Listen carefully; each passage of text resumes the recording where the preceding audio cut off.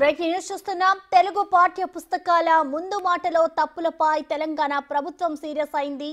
ఇందుకు సంబంధించి ఇద్దరు అధికారులపై చర్యలు తీసుకుంది. ప్రభుత్వ పాఠ్య పుస్తకాల విభాగం డైరెక్టర్ శ్రీనివాసాచారిని బదిలీ చేస్తూ మోడల్ స్కూల్స్ డైరెక్టర్ గా నియమించింది.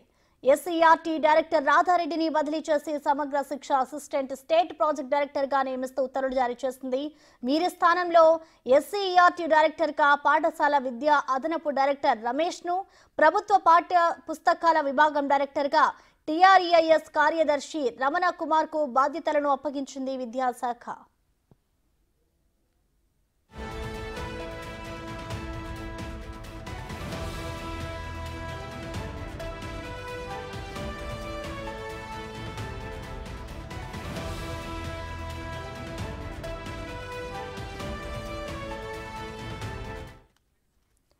తెలుగు పాఠ్య పుస్తకాల్లోని ముందు మాటలో మాజీ ముఖ్యమంత్రి కేసీఆర్ తో పాటు మాజీ మంత్రుల పేర్లను ప్రింట్ చేసింది ఎస్సీఆర్టీ. దీంతో విద్యార్థులకు ఇచ్చిన తెలుగు పాఠ్య పుస్తకాలను విద్యాశాఖ వెనక్కి తీసుకుంది.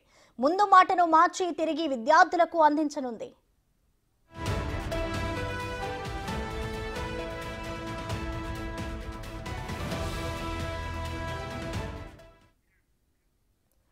దీనిపై మరింత సమాచారాన్ని మా ప్రతినిధి సాదిక్ అందిస్తారు. సాదిక్, చెప్పండి, తెలంగాణలోని పాఠ్య పుస్తకాల మీద మాజీ సీఎం కేసీఆర్ పేరు ఇంకా ఉండడాన్ని అధికారులు తీవ్రస్థాయిని ఏ విధంగా చూడాలంటారు సాదిక్?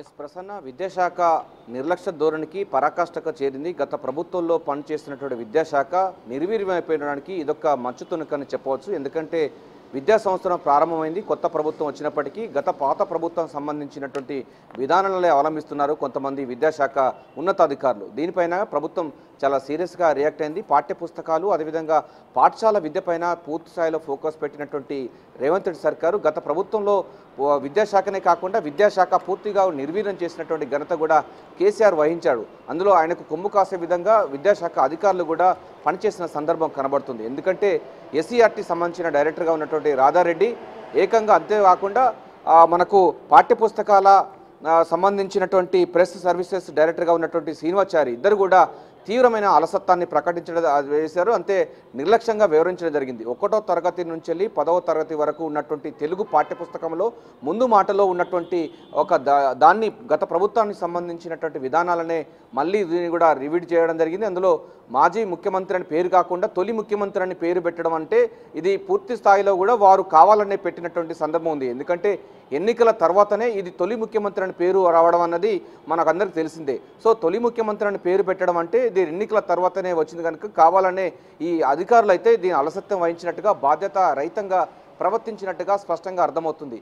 ఎన్నికల కంటే ముందు ముఖ్యమంత్రిగా ఉన్నటువంటి కేసీఆర్ ఉండేవారు. అదే ఎన్నికల తర్వాత వాళ్ళు మాజీ ముఖ్యమంత్రి అని పేరు పెట్టడానికి ఇష్టపడకపోవడంతో తొలి ముఖ్యమంత్రిగా పేరు మార్చుకున్న సందర్భం మనకు తెలిసిందే. సో ఈ పాఠ్యపుస్తకాలు కూడా తొలి ముఖ్యమంత్రి అని పేరు ఉండడం అంటే ఇది ఇంటెన్షనల్గా గత ప్రభుత్వం సంబంధించినటువంటి పెద్దలు మాటల ప్రకారంగానే ఈ అధికారులు అయితే పాఠ్యపుస్తకంలో 1వ తరగతి నుంచి వెళ్ళి 10వ తరగతి వరకు కూడా తెలుగు పాఠ్యపుస్తకంలో ముందు మాటలో తొలి ముఖ్యమంత్రి అని పేరు అదేవిధంగా మంత్రుల పేరు పెట్టినట్టుగా స్పష్టంగా అర్థమవుతుంది. దీనిపైన ప్రభుత్వం చాలా సీరియస్గా రియాక్ట్ అయింది. వెంటనే వీరిపైన చర్యలు తీసుకోవాలని కూడా ఆదేశాలు జారీ చేశారు ఉన్నత విద్యాశాఖ ప్రిన్సిపల్ సెక్రటరీ బుర్రా వెంకటేశ్వర గారు. వెంటనే ఎస్సీఆర్టీ సంబంధించిన డైరెక్టర్ రాధారెడ్డికి బదిలీ చేయడం జరిగింది. వాస్తవంగా సస్పెండ్ చేయాలి, ఎందుకంటే విద్యలో అలసత్వం వహిస్తే మాత్రం ఎట్టి పరిస్థితుల్లో ఉపేక్షించలేదని